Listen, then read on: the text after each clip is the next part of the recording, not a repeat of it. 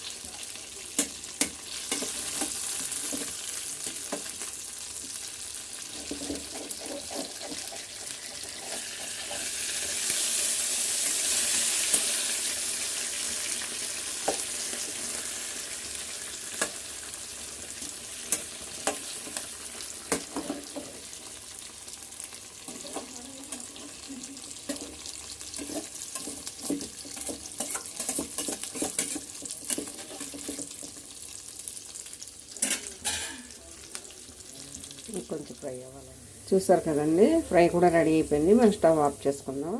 చూసారు కదండి, fish fry ready అయిపోయింది. మీకు కానీ వీడియో నచ్చినట్లయితే లైక్ చేయండి, షేర్ చేయండి, సబ్స్క్రైబ్ మాత్రం చేసుకోవడం మర్చిపోకండి. బాయ్ అండి.